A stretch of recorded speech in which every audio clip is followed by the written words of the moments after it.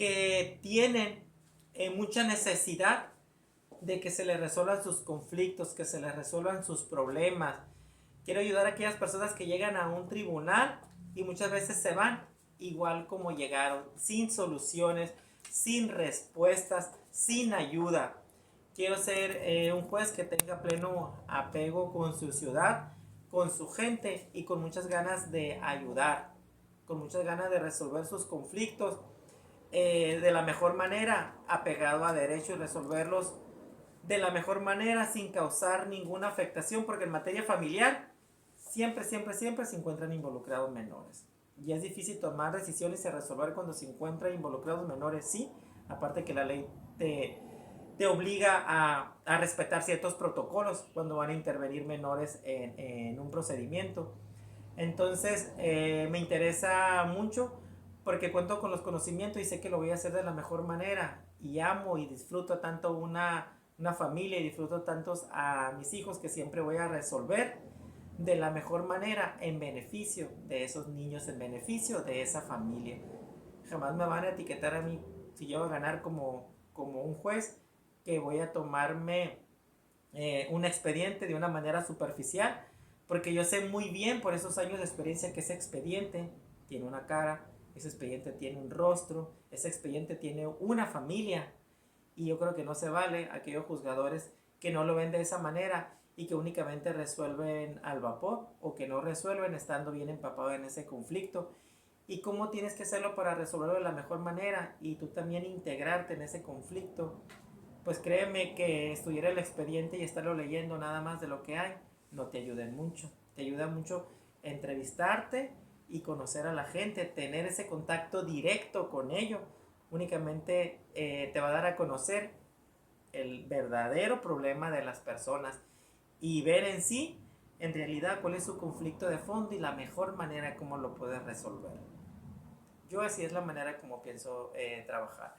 A lo mejor muchos van a decir, ah, sí, pero pues te va a quitar mucho tiempo porque vas a estar entrevistándote y conociendo a la gente, sí, pero también te va a dar una gran satisfacción de resolver esos conflictos de la mejor manera sin causar una afectación o a lo mejor muchas veces una desintegración a esa familia y sin causarle una mayor afectación al menor. Pero acuérdense que el menor sufre los procesos a lo mejor más o igual que sus padres y muchas veces eso no lo vemos. No atendemos o no abordamos al menor, únicamente abordamos a las partes intervinientes en el juicio, parte actora y parte demandada, pero nunca no vemos el estado de salud del menor, a ver psicológicamente cómo se encuentra. ¿Le está afectando este proceso por el que están pasando sus papás o no les está afectando ese proceso?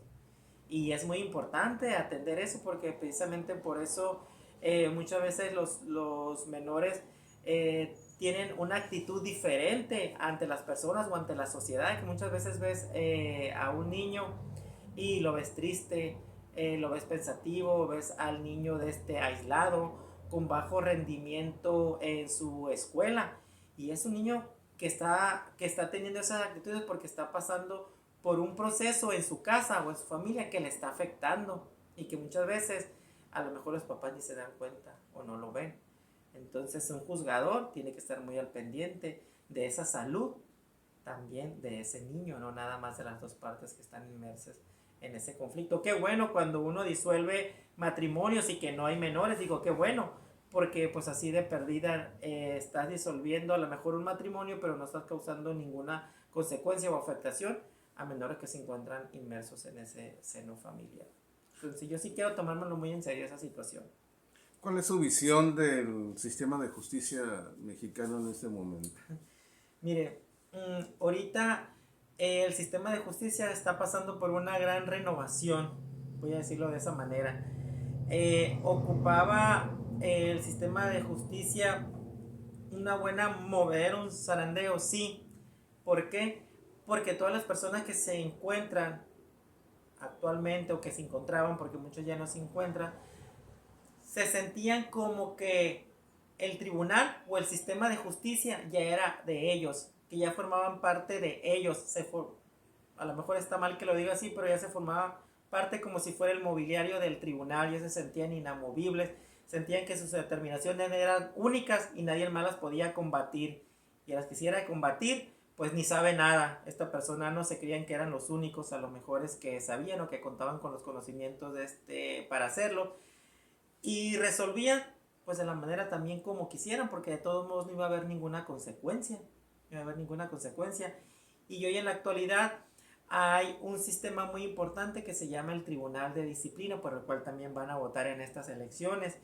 Y ellos se van a encargar precisamente de vigilar al juez, de ver si en realidad el juez sí está aplicando la ley como debe de ser, si el juez en realidad sí está atendiendo a las gentes, si sí está respetando sus derechos, porque yo creo que no se vale que una persona vaya a un tribunal a pedir justicia y salga regañado o salga sin haberle solucionado nada. Entonces, con ese tribunal de justicia, su función va a ser precisamente poder sancionar a aquellos jueces que se encuentran administrando justicia, pero que no lo hacen de la mejor manera, que no respetan a las personas que comparecen ante ellos a pedir justicia y que no resuelven de la manera como debe de ser, apegados a conforme a esa normatividad que ya tenemos. ¿Cómo explicarle a los ciudadanos cómo votar por Rubén Darío? Pues es muy fácil y qué bueno que me haces esta pregunta, son de las preguntas que me encantan que me hagan. Yo le explicaría al ciudadano que en primer lugar ubique su casilla, porque es bien importante dónde va a votar. ¿En dónde va a votar? Yo siempre les digo, en el mismo lugar que votó las elecciones pasadas. Se van a instalar el mismo número de casillas. En el mismo lugar en el cual votó, ahí va a acudir a votar. Ubicar la boleta amarilla, porque es en la que aparezco, amarilla dorada, que yo de hecho no sé por qué la llaman dorada, porque yo la veo plenamente amarilla. Y en esa boleta amarilla vienen varias materias de jueces para elegir. Vienen jueces en materia penal, en esa no estoy yo.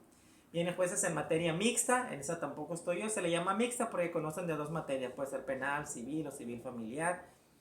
Y después vienen los jueces en materia familiar. Ahí me van a encontrar a mí, en materia familiar. En la parte derecha, porque la boleta se divide en dos por los candidatos mujeres, que las van a encontrar del lado izquierdo, y los candidatos hombres, que los van a encontrar dentro del lado derecho. Y ahí arriba, donde vienen los numeritos con los cuales van a identificar, vienen tres cuadritos arriba, y ahí es bien importante, es donde van a poner 107, como si fuera la estación de radio. 107, ahí van a poner, aunque no se les olvide. 107 en la boleta amarilla por el licenciado Rubén Darío Valenzuela Soto. Así es la manera como pueden votar y deben de votar. Vienen tres cuadritos. Tres cuadritos porque son tres números. El ciudadano tiene que poner tres números. Tres números, tiene que poner ahí el 107. Y yo siempre les digo, bueno, acuérdense que en las elecciones pasadas te decían, ok, puedes incluso hasta rayar donde viene tu nombre. Incluso decía, puedes señalar hasta una crucecita donde viene tu imagen. Y yo también les diría, yo creo que es muy válido y no puede ser ni para nada en lo absoluto un voto nulo, que la gente también marque con una rayita, pues donde está tu nombre, en el 107, ahí aparece mi nombre, Rubén Darío Valenzuela, pero pues de preferencia pues hay que votar como le indican, ponerlo el 107. Pero a lo mejor muchas veces escribimos los números medio feitos, ¿verdad? Porque dicen que yo tengo letra de doctor. A lo mejor no sé, son muy visibles mis números. Y a lo mejor mi intención es esa, poner el 107. Pero a lo mejor el 7 muchas veces nos sale a lo mejor como 9. O, ajá, ¿verdad? O un 1, exactamente.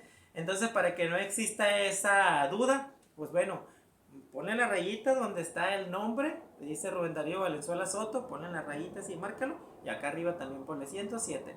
2 veces seguro es mejor que 1. Está hombres y mujeres. Sí. El hombre nomás es 1 y mujer es 1. Ajá, sí, nada más puedes marcar 1. Se puede confundir. Yo creo que también puede ser que ahí la misma mesa. Sí, le van a explicar. Y de hecho, estoy haciendo un video para efecto de indicar a la gente cómo debe de votar, porque es importante que lo sepan, cómo votar. La verdad está difícil. Yo siempre he dicho, sí está difícil. Sí está difícil la manera como van a votar. Y yo sé que las personas jóvenes a lo mejor no van a votar porque son bien truchas, bien súper inteligentes. Pero ya la persona, el adulto mayor, y acuérdense que hay mucho adulto mayor que es bien cumplido para sus obligaciones civiles.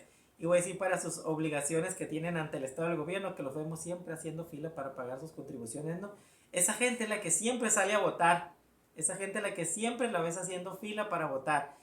Y es la gente que tiene toda esa intención de votar, pero la boleta está tan difícil que se les va a complicar.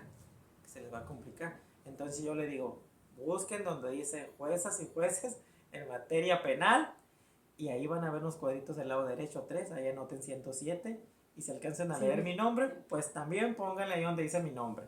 2 veces más seguro que uno. Vota 107. El circuito 3 Tres. abarca muchos municipios. Muchísimos Tienen que hacer municipios abarcan. campaña en... Sí, tenemos que hacer campaña en todos esos lugares, pero desafortunadamente nosotros no contamos con un presupuesto que nos diera el Instituto Estatal Electoral o el INE. No contamos con un presupuesto. Todo esto lo estamos haciendo con recursos propios. Entonces a muchos se nos va a dificultar ir a esas áreas y nos vamos a mover únicamente por redes, como nos estamos movilizando aquí en nuestro municipio. Y al final del día, pues estas entrevistas que nos están haciendo sirven mucho porque llegamos hasta esos lugares en los cuales no podemos ir, y prácticamente a lo mejor la gente dice, bueno, si ni lo conocí de manera física, bueno, pero pues tampoco no tenemos ese recurso y esa facilidad como para poder trasladarlos, como dice usted, hasta por allá, hasta donde llegue el circuito 3, porque imaginen que me viera por allá en Bavispa pasado mañana. Y luego también deben de tomar en cuenta que somos gentes trabajadoras, que trabajamos de 8 a 3 y muchas veces hasta más tarde, porque yo tengo un trabajo de 24/7. Entonces se nos complica más porque por los estatutos o lineamientos del INE no podemos hacer campaña o comparecer a una conferencia, una entrevista, algo en el horario de 8 a 3. Nos tenemos que esperar a salir hasta las 4 para poder hacerlo. Entonces se nos complica un poquito más. No significa que a lo mejor no pueda ir un fin de semana. A lo mejor sí, pero resultaría un poquito complicado, sí. Pero gracias a eso de haber sido servidor público y andar por varias partes de mi estado de Sonora, hoy digo, tengo esa gran fortuna y esa gran facilidad que yo estuve trabajando también en Puerto Peñasco años atrás. La gente de Puerto Peñasco me conoce. Yo creo que estuve trabajando por el periodo de 2 años. Y cuando fui al Ministerio Público también me tocó ir a Puerto Peñasco a desenvolverme allá en el área penal. Caborca también me tocó llevar algunos juicios. Me conoce gente de Caborca, gente de Sonoita, y me conoce gente de Magdalena, porque ya estuve trabajando también durante espacio de 3 años. Me conoce gente de Imuris y de Nogales, de Santana y de Benjamín Gil. O sea, esa es la parte donde digo yo, estuve trabajando en esas áreas. Entonces la gente me conoce por allá, debe andar 1 o 2 que me ven en redes, y que estoy seguro de que va a ir a votar por mí el 1 de junio. Estoy casi plenamente seguro y muy confiado que eso va a suceder.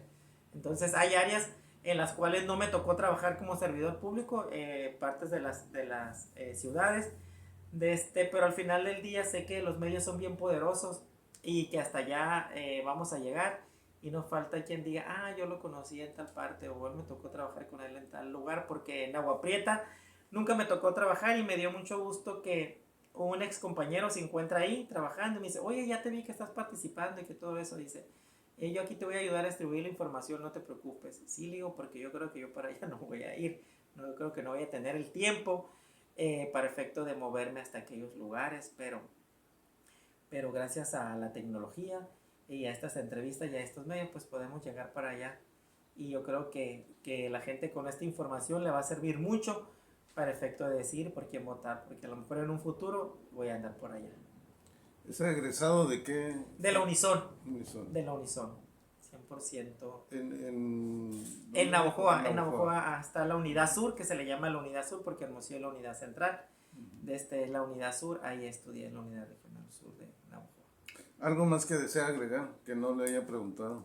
Pues quisiera agregar muchas cosas, pero principalmente decirle a la gente que me conoce y la que no me conoce, que a lo mejor hasta ahorita me está viendo hasta esta entrevista, que sientan la plena confianza al votar por mí, si llegara a ganar, que voy a ser un juez muy apegado a lo que viene siendo mi sociedad, mi comunidad, mi ciudad de San Luis, que durante 25 años he estado aquí y la adoro. Ha sido mi segunda casa después de mi lugar donde nací, que no he tenido ganas de irme, porque la verdad vivo muy feliz, me encanta mucho y ya me considero un sanluisino, y daría todo yo Cuando me tocara precisamente un sanluisino resolver una controversia, claro que se lo va a resolver de la mejor manera, con esa justicia social que toda la gente exige, con mucho humanismo, apegado completamente a las leyes que están ya previamente establecidas, porque me decían, oye, ¿y qué vas a proponer?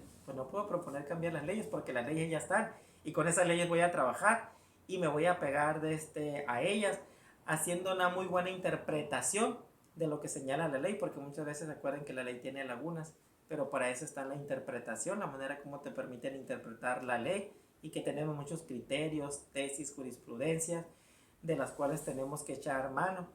Entonces, sé la manera como lo debo de hacer, cuento con la experiencia, me encuentro preparado y conozco muy bien el funcionamiento de un tribunal. No voy a llegar a tratar de decirle, enséñenme, sino que ya voy a llegar yo sabiendo el funcionamiento.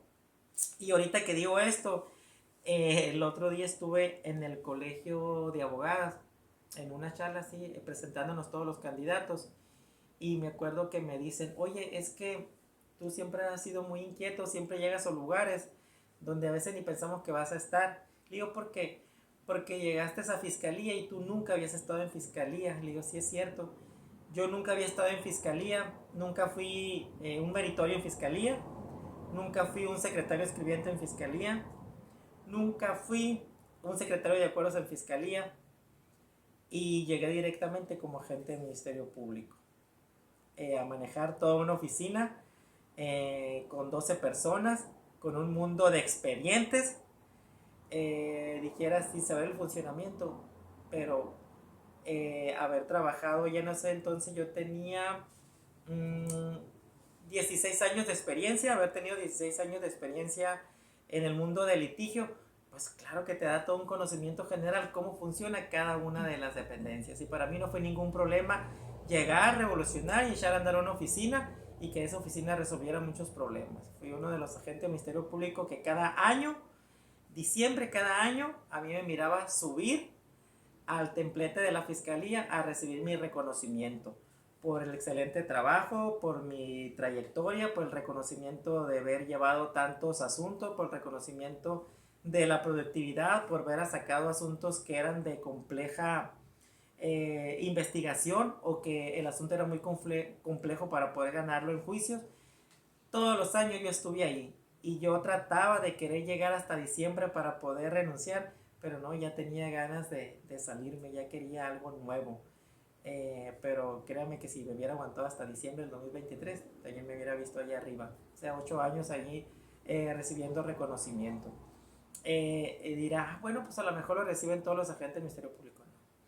Somos contaditos. Imagínense qué tantos agentes del Ministerio Público no serán en todo el estado de Sonora. En todos los municipios del estado de Sonora, usted sabe muy bien que hay agencia del Ministerio Público. Y yo esos 7 años siempre subí arriba a recibir mis reconocimientos. Que si revisan mi página de Facebook personal, ahí me van a ver, tengo fotografías todavía ahí recibiendo los reconocimientos. Y le digo a las abogadas, y algo que no me da miedo porque es algo de que yo lo sé y lo conozco y sé que lo voy a dominar. Sé que lo voy a dominar, no tengo miedo. Digo, siempre llego a lugares donde casi nunca he estado y lo he hecho de la mejor manera. Tenemos dos situaciones que van a la par, a carrerita, pero llegan a una meta para desembocar en la impartición de la justicia, que es la elección del Poder Judicial, sí. Y es el nuevo Código Nacional de Procedimientos Civiles y Familiares, sí, que ya va a entrar en vigor. Ya va a entrar en vigor, es lo que quiero que entre, por mí fuera que entre ya. ¿Cómo está en eso de la inclusión, en eso del artículo 2, en eso del lo que es el artículo creo que 7 sobre la perspectiva de género? Sí. Entonces, ¿cómo está eso? ¿Ya hizo carrera en la escuela judicial, en la Suprema Corte de Justicia? Cuéntanos un poquito de eso. Mira, ¿cómo está? Cuento, nosotros por la capacitación que requeríamos en Fiscalía, siempre hemos recibido capacitación más allá de, voy a decir, de estas fronteras, porque no únicamente a nosotros al estar ahí, no únicamente nos preparó el Estado, sino que, por ejemplo, yo también recibí preparación para los juicios de oralidad en Estados Unidos. En Estados Unidos en 2 ocasiones me tocó ir. En una ocasión fui a San Diego y en otra ocasión fui a Phoenix para prepararme en esto de la oralidad, en las técnicas que se tienen para interrogar. Y me acuerdo que cerrábamos siempre ese diplomado, lo cerrábamos con un juicio oral. Y recuerdo que teníamos un coach que manejaba a los defensores públicos. Éramos todos fiscales, pero de diferentes ciudades. Por ejemplo, hoy me tocó trabajar con los de La Paz y con los de Chihuahua y con 2 compañeros de Sonora. Entonces teníamos un coach para los defensores y para el otro equipo que iba a ser fiscales. Y a mí me tocó ser fiscal, yo quería ser defensor porque me gusta mucho esa parte, esa área, y como ya dominaba mucho lo de fiscal, decía, yo quiero que me toque ser defensor. Aparte que el juicio que íbamos a llevar ya no nos habían dado a estudiar, previo a presentarnos allá yo ya lo había estudiado, y ese juicio era para que lo ganara un defensor, tenía todas las ventajas para que lo ganara un defensor, y decía, yo quiero ser defensor. Y ya cuando estaban repartiendo a qué equipo iba, decía, yo quiero ser defensor, pero la vida nunca te da lo que quieres, ¿no? Me tocó ser fiscal, pues bueno, y lo dice la coach cuando estaba preparando, dice, no se preocupen, dice, este juicio no lo van a ganar. Todos los años que estamos aquí preparando a los agentes del Ministerio Público, precisamente se hace este juicio para que lo ganen los defensores.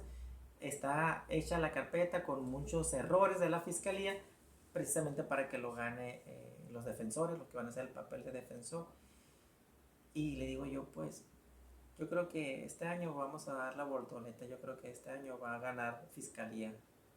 Y yo ahí en ese juicio me repartí muchos papeles, fui testigo, fui agente del Ministerio Público, fui perito, realicé los alegatos de apertura, de clausura, y ganamos. Hice varios papeles en un ratito, ¿no? Pero ganamos. Y a lo que voy, que precisamente, no porque no en ese tiempo no haya estado en materia familiar, no significa que no nos preparen lo que viene siendo la perspectiva de género. De hecho, en todos los juicios en materia penal nos obligaba, Fiscalía nos obligaba, nuestro Código Nacional, todos esos asuntos resolverlos bajo la perspectiva de género, porque desafortunadamente en materia penal siempre teníamos muchas víctimas mujeres. Entonces desde ese ámbito nosotros ya teníamos que ir viendo ese asunto para resolverlo con esa inclusión, con esa perspectiva de género. No podíamos dejar de observar eso. Y ahorita qué bueno que me preguntas eso, porque es algo de que la misma ley te obliga. Y en materia familiar lo tienes que hacer, claro que sí, también lo tienes que hacer, resolver todas tus sentencias, tus resoluciones bajo esa perspectiva de género, de no cometerle más violaciones de que la persona ya tuvo antes de ese proceso.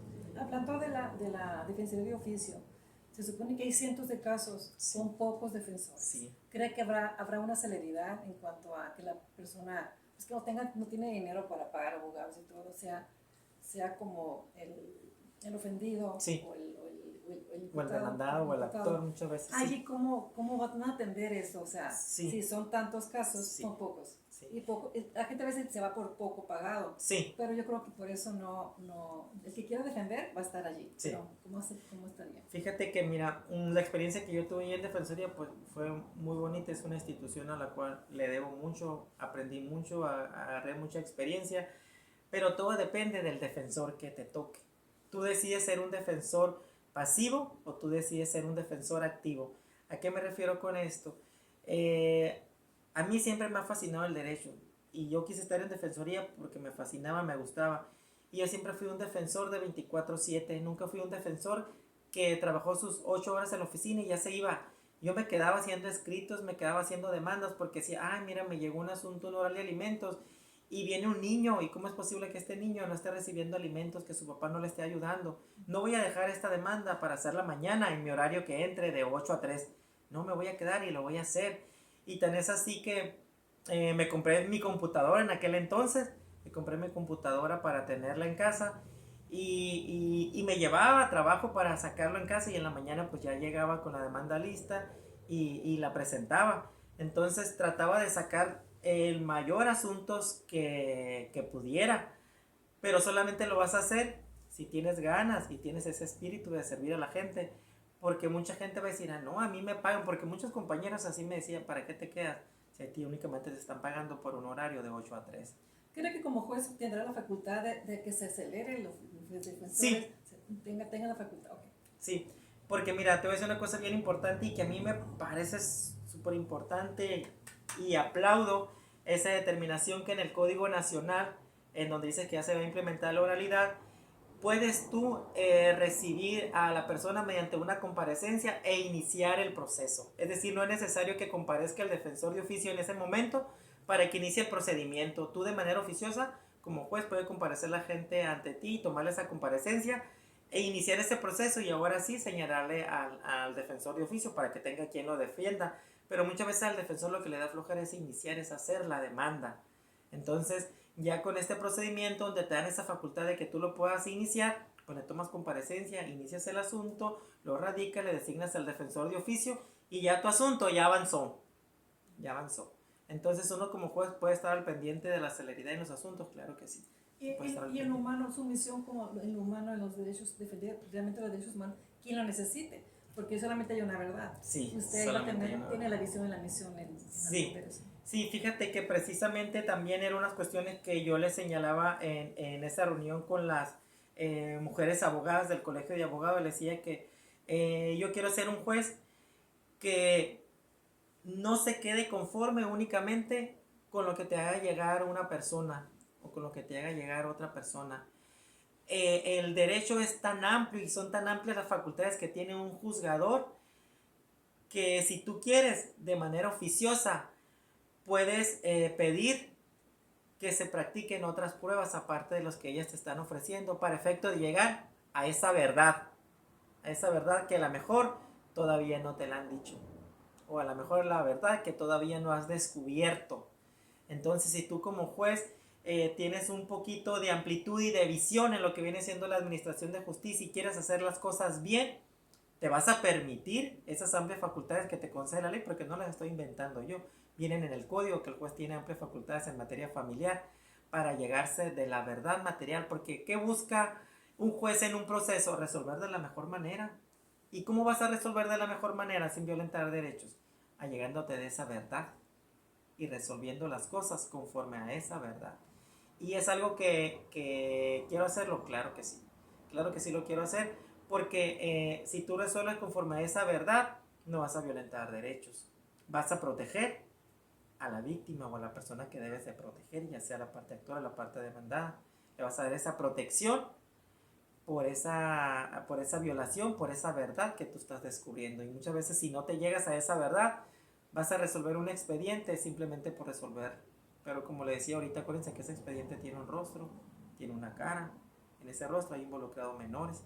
Entonces hay que llegarnos de esa verdad. Sí, si lo puedes hacer, ahorita, claro que sí. Sí, ahorita hablé como de lo penal, imputado y todo, pero ahorita hablamos de lo familiar, Sí. hablamos de la perspectiva de la niñez, Sí, de los derechos. Los derechos a los alimentos, Así los derechos es. a todo eso. El interés primordial del menor, Del menor. que te obligan a respetarlo, a conocerlo y resolver siempre atendiendo a ese interés superior de ese menor. Siempre. Es muy bonito la materia familiar, sí, es muy bonita, pero también debemos de recordar que yo creo que es la materia mucho más conflictiva, porque tienes que disolver o resolver un conflicto que parte actora y parte demandada ponen en tus manos, pero que ellos confían de que lo hagas apegado a derecho y que lo hagas respetando tanto los derechos de la parte actora como de la parte demandada, y sobre todo que eleves a esa categoría de respeto y de igualdad y que resuelvas atendiendo ese interés superior y como marcan los protocolos para administrar justicia a niños y adolescentes, que lo hagas apegado a esa normatividad. Yo creo que no se vale resolver un asunto sin haber estudiado a fondo ese problema. Pues, con eso es suficiente. Tenemos mucho material. sí. De todos modos, lo que hace... De todos modos, nosotros le vamos a